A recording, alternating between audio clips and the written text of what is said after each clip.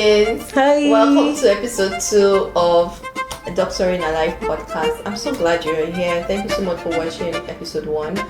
So it's really nice, encouraging. The views were really encouraging, and we also got quite a number of DMs. Yes. Thank you. How you doing, my love? I'm fine. How are you? I'm fine. How's this your is week? the month of love, so I'm very well. God Thank you. Don't oppress me, please. Oh God, well, please. for the question you asked, my week was good. How about yours? My week was good too. So today we're going to be talking about things many women are actually shy to talk about. Our sexual health, which is very important. Let me ask you a question. Am I ready for this? Okay. Wait, what sign does your... Wait, let me reframe it well.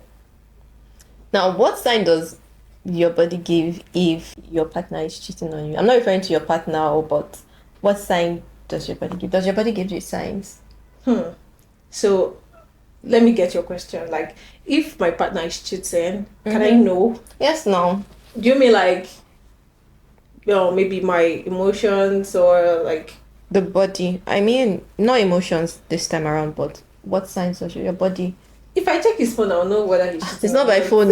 Your body. Like, do you feel some type of maybe? Well, I'll say itching. One. Oh, okay. Well, if my partner is cheating, I feel like sometimes it could be hard to tell, but there are times when you can feel like something is off, especially if you've been fine for a long time and then now you're not suddenly- fine again. Yes. It's Like you start having the itching, your discharge, starts smelling funny, and you didn't change your soap, you didn't change your cream, your diet, everything has been fine and the same. You're not stressed. I see I think I'm gonna be like in the clinic. I'm not ready to break anyone's home or anyone's relationship, but the lady just comes back and says, "Oh, doctor, I noticed that since my husband came back, and anytime we try, I'm just always itching, down there is smelling." I already have one, because when this guy traveled, he came back, you've always been fine. And that's not saying, I don't understand. Is it the water? Me too, I'm saying, I don't know if it's the water. that's you're not telling the person the truth. And I'm not telling her the truth. Because you don't want to break I her don't home. want to break her home. So I could just say, oh, you and your partner, if we should do an STI screening, and let's see. But in that case, if the man is cheating, they're always not quiet. Yes, he will not agree. So do you feel anything? I don't feel any way. He will tell you he's perfect, he's fine. Even if he runs to the pharmacy to get injections, he won't tell the woman. You won't even do the test. You say no, it's fine, it's not doing. There's a lady that will be running up and down. For something that is not her fault. Not far. So I think this is the time for us to talk about abnormal vaginal discharges in women. Yeah. Of course, it has to be in women, because who is it going to be in the game? But you know that men can actually have... No, men can have discharge, but I was talking about vaginal discharge. Vaginal discharge. Is it vaginal or vagina? Angelica, please. Okay. Well, actually, you know that women have different types of discharge depending on what time of the month. Yeah, menstrual cycle. Yeah, so like after the period, sometimes you can have like dry days, and then you get to the ovulation where you have like the stretchy egg white discharge, and then after that it reduces if you're not pregnant. But if you're pregnant, like the whole stretchy thing can continue until you get into and it can also get dry until you get into like your menses and all. But when it comes to the smell, every woman has a way that she smells. Not bad. Yes. Not... they used to say women don't smell like roses, but roses actually don't really smell. Roses does not smell like... They say that the vagina does not... Yes. So maybe we could say perfume. So the vagina doesn't really smell great like perfume, but it has its own... It has this misty odor. It's not odor. Misty smell. I would describe it as a scent.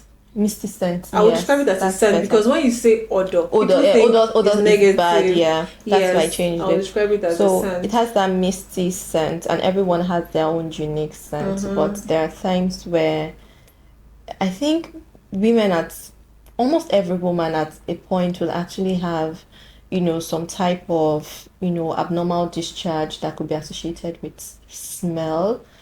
And I've met quite a number of women that are actually too shy to even talk about it, like in the clinic. One thing I always do in clinic, I'll tell them, please say it. There's nothing you want to say that I've not heard or I cannot relate to. So it could actually be from, it could be STIs. The smell could be from STIs or anything. And then they are shy to say, oh. But I like people that are very confident to say, well, I had a one-night stand, and after that one, I don't even know where the man is anymore, but I'm itching, the smell is somehow, and all that, and we could get it checked. But there are some that will just be beating around the bush, like I don't understand. My body is doing this. What part of your body? And you are a woman, like you're talking to a woman, like feel free to talk about this. I think they are scared of judgments, like being judged. Me, I don't know how to judge people. I will never judge people. That's you. Like this Nollywood depiction of health workers as people who are waiting for you to come so that they can judge you. Yes, I remember those nurses. Yes. Very terrible. Once you start complaining about anything that has to do with your vaginal smell, that has to do with, I want to get women in labor planning. Yes. You just they'll first look at you. Like, how old are you? Are you married? What are you now doing here?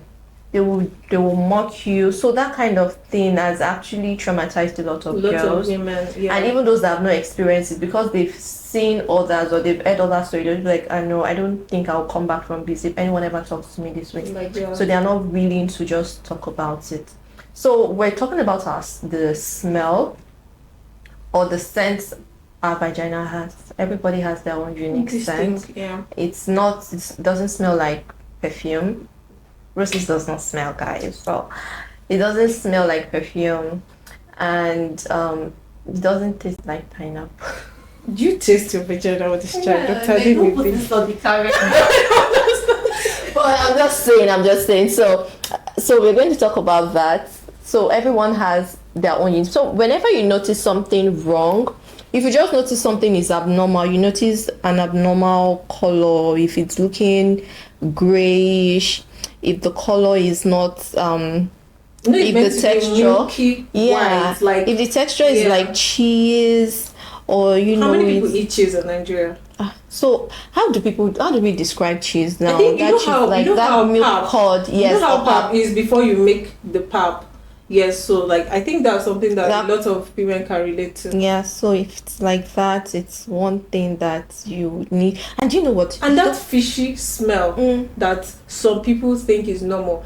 I went to secondary school with someone that thought it was. Are you serious? Yeah. The fishy smell. Yeah. And you know that when we were small too, if they want to make our hair, when they will sit down, they put our head all those aunties. I used to smell.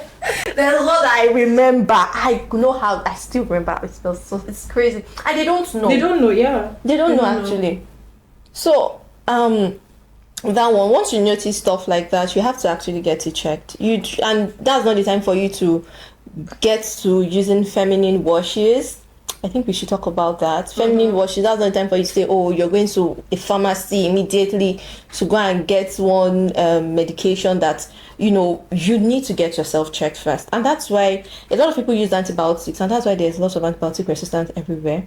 I met a lady that she did HPS test, that's the high vaginal swab, and the MCS, and when the result came out. What's the high vaginal swab MCS?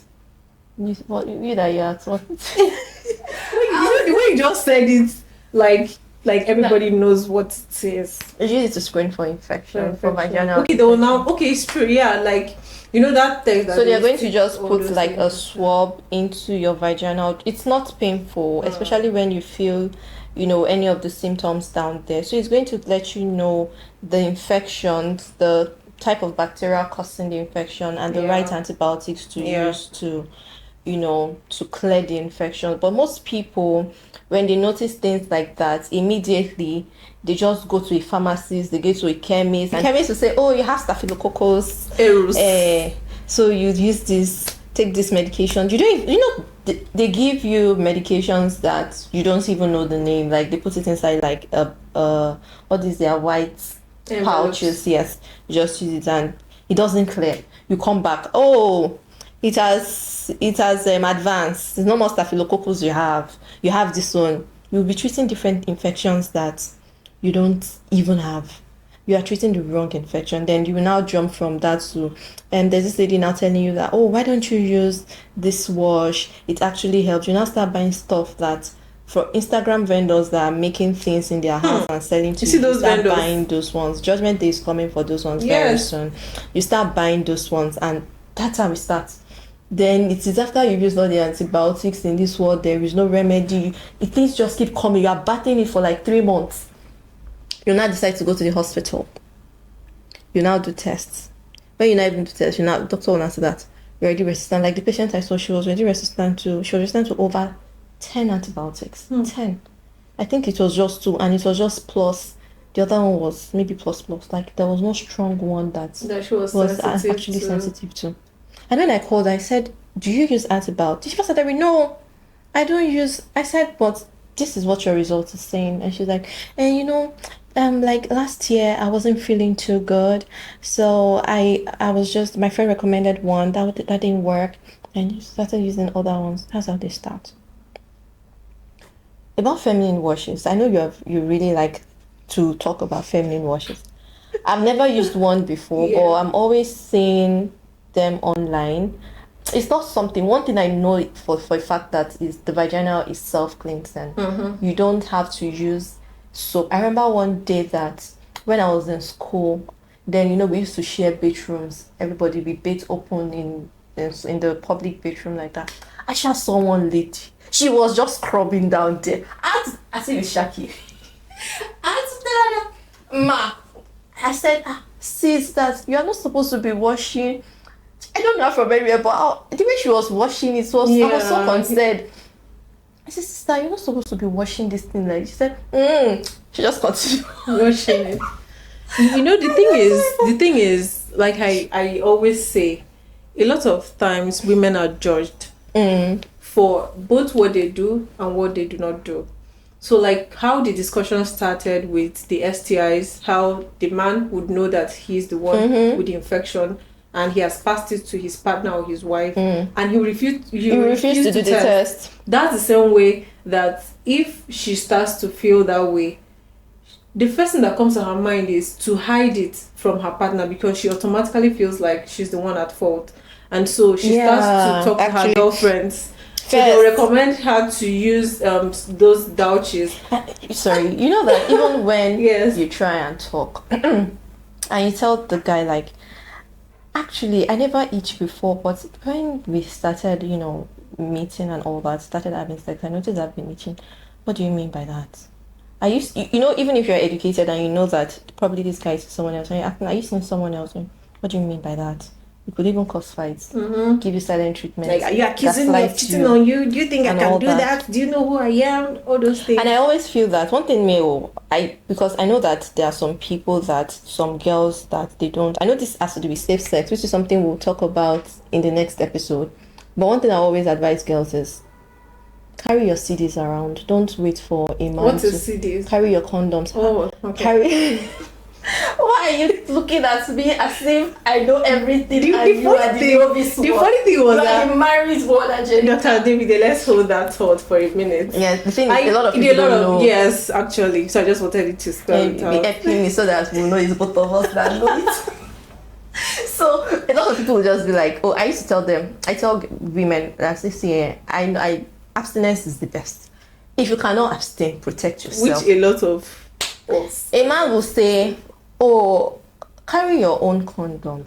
Carry it. It is not a shameful thing to go and buy it in the pharmacy.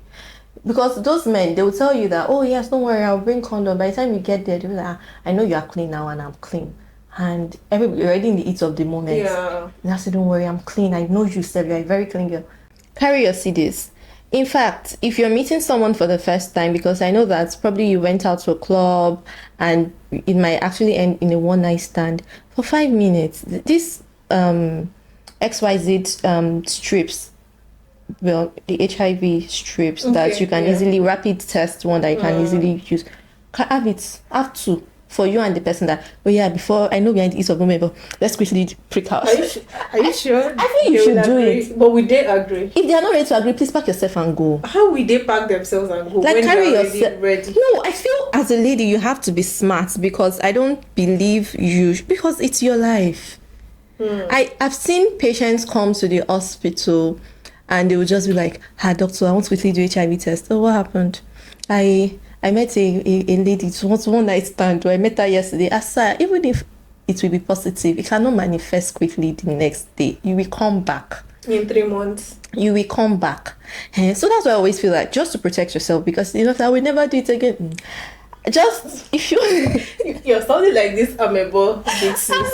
So what I'll just tell them is, if you're having your own CDs, also have your own rapid. So there's also the saliva one that you use your tongue around your mouth, and then you put it, carry that one to bite, and it's way cheaper than now. HIV treatment is not free again. Is no longer free, or the subsidy there is off. It's way cheaper than treating that one for life. That's what I always advise girls. In fact, I'll tell you in the clinic, do that. So back to feminine washes, which is what you really like. What do you think about it? I think that feminine washes are a scam.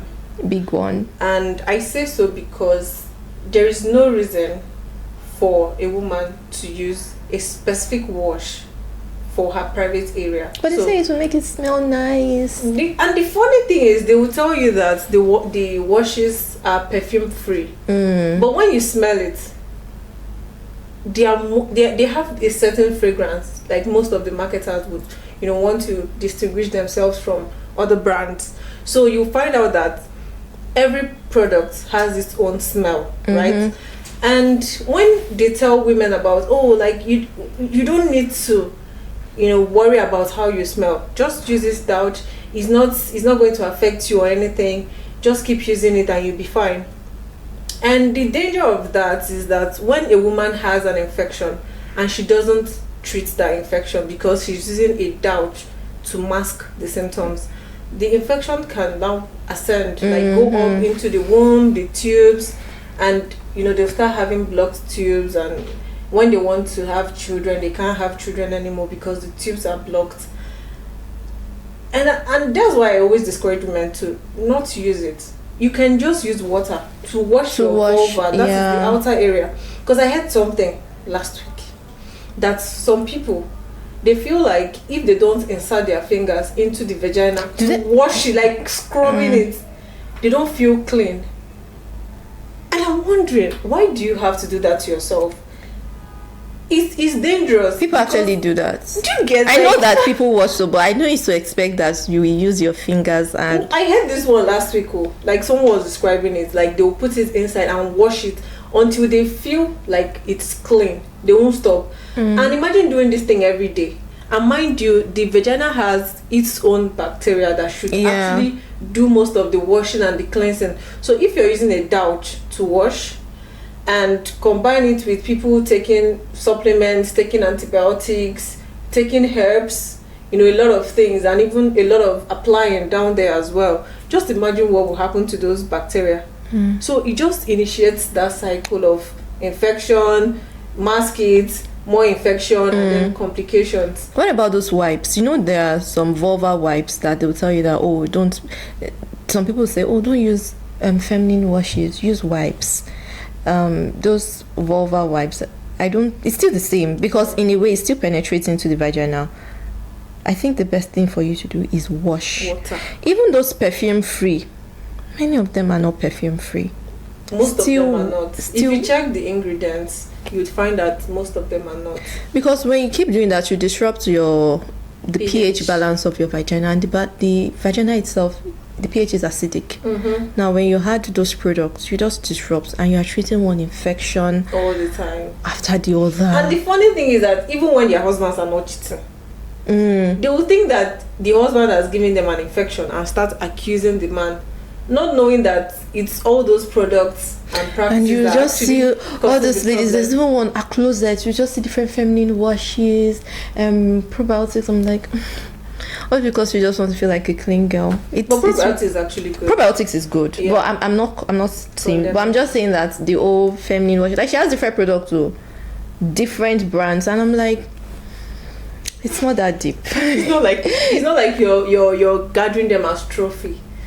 You just need water. You just need water. You know, there is also one thing that people talk about: toilet infection. And I sat down I used the public toilet. After that, I noticed I've been itching and all that. What do you really think about this public toilet infection? I think it's more of a psychological thing. Thank you very much. I think it's more of a psychological thing because you can't get an infection from just using because toilet. Even the bacteria itself, they cannot survive outside the human body. Yes. So once it's on even if any is even on the seat, it's going to die. So that toilet infection itself is a myth. The rate at which you get infection from using a public toilet, it's very minimal. Yeah. The most important thing is your hygiene. Your hygiene plays a very key role. So I always tell ladies, even when they are saying, "Oh, I use a toilet," I'll tell them that it's not toilet infection. You might have UTI, but it's not from toilet infection. So tell them the kind of panties you use cotton panties. See all those G-string, you want to use it to entice somebody, you're looking, please. Some people have gone to the market to buy,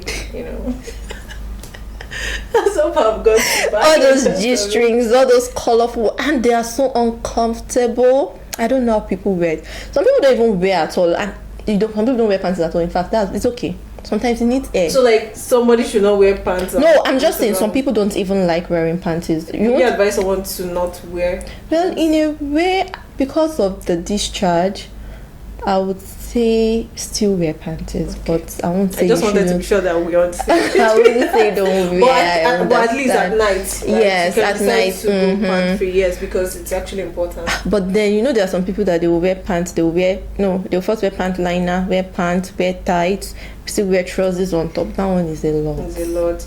Yeah, but again, it depends on the kind of work that a woman is doing.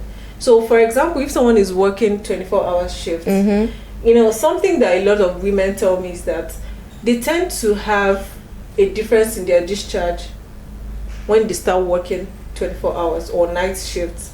And I told them that, first of all, it's because you're wearing the same pants for a long period of time. Before that, you used to go home, have a shower, change. But now that you're wearing it for a longer period, you would notice that something is off. Yeah. So I always tell them to go with maybe 2 sets of pants or get the panty liners. So even the panty liners, they should change them. You can change them, yes. So after the morning shift or if you're working 8 shifts, for example, so after the morning shift, you can just change, clean up, and then wear the second one, so that by the time you're getting home, you're not accumulating something that has been there since the previous day. And also, because you're now wearing panty liners, there's this thing about what brand is really good for me. So I always try to tell women to instead go to work with 2 panties instead of just one, and then relying on the panty liners, because if you're someone that's you itch when you wear the liners for a while. And there are some liners too that are scented. Yes, those ones, please don't buy. Some of them have this mentholated thing that will burn. It's really like it's working. Hey! It's healing. Anything that is peppering you is working. It's killing the bacteria. Really bad, really bad. So toilet infections, they are not a thing. Toilet so infections we have are to deal with that mindset. And another thing again is that if someone has an infection, even if it's a yeast infection, you cannot diagnose just by looking at it. You have to go for a test. Exactly. Right? So when you see the doctor will examine you and recommend what test you need to go for. So based on the result of the test, what medications are sensitive to, that particular bacteria or organism, then the drugs can be prescribed for you, because this issue of antibiotic resistance is a big deal, because now the only drugs that most people are sensitive to are very scarce and very expensive.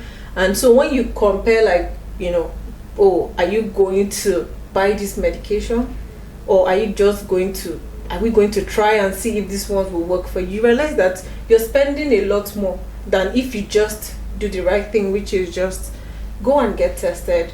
And you know, one thing about that feminine washes story is why people market it a lot is also to appeal to, I know we've passed that, but it's also to appeal to, you know, a lot of women, and it's scam, because, you know, there are lots of women that they will complain and say, oh, their partners have said they smell during sex, they can't receive head because of the way they smell, and because of that you see something that will tell you that you will smell like flowers, you will smell like this, you and will they're buy on TikTok.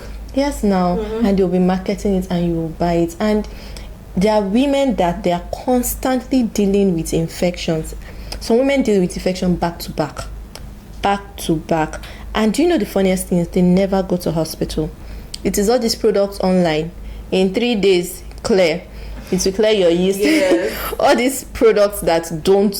So that is what they are always working with. And those vendors, if you drag them too much, they will go offline. They can't even drag them, because are you the one that we say that you bought that product from them? Actually. So they know that you're not going to speak up. So they'll sell a fake product to you, and then they will now wait. They now say that, and some they will be manufacturing reviews. My husband said, ever since I used this product, I have been smelling. In fact, he has given me extra money. He just dashed me 500k again this morning because he said, I smelled nice and all that.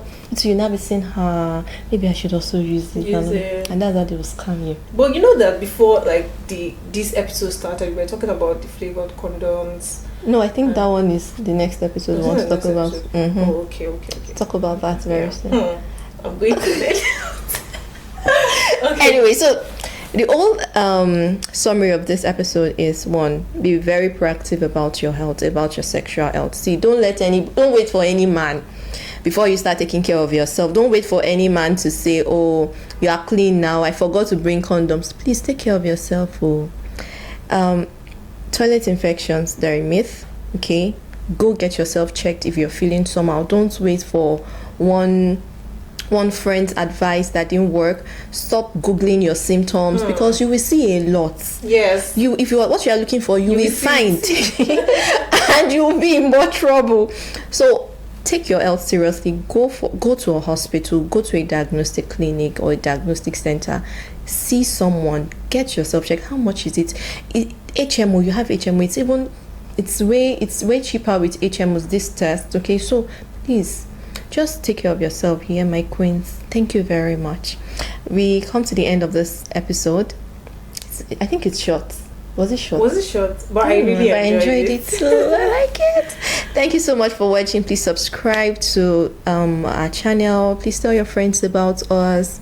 And if you have questions, we are very willing to talk about it. We'll keep you unknown, of course, okay? Or if you have any story you would like us to talk about when it comes to your sexual health, just let us know, okay? And we'll give you the right advice. So see us as your big sisters, but your big sisters with medical degrees.